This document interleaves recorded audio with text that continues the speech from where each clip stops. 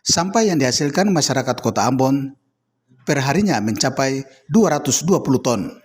Sementara yang biasa terangkut ke tempat pembuangan air atau TPA mencapai 180 hingga 185 ton. Kepala Dinas Lingkungan Hidup dan Persampahan Kota Ambon, Fredo Jansen Hehamahua, mengaku produksi sampah masyarakat di Kota Ambon masih tinggi. Di lain pihak, armada pengangkut sampah tidak ideal sebanding volume sampah yang tinggi.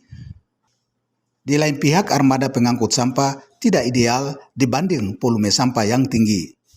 Hehamahua mencontohkan untuk wilayah Batu Merah saja, penanganan sampah membutuhkan 5 hingga 7 armada pengangkut.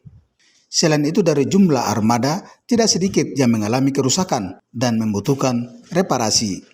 Rencananya ke depan pihaknya akan membagi penanganan zona penanganan sampah dengan menempatkan armada di tiap zona ini.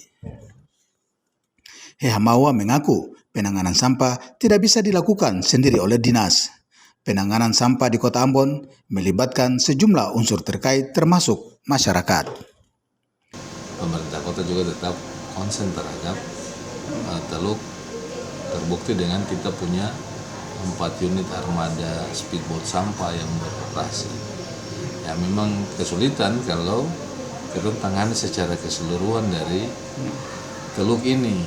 Karena 4 speedboat sampah cuma kita bisa angkat mampunya 3-4 ton sampah dari Teluk yang kita bisa angkut per hari.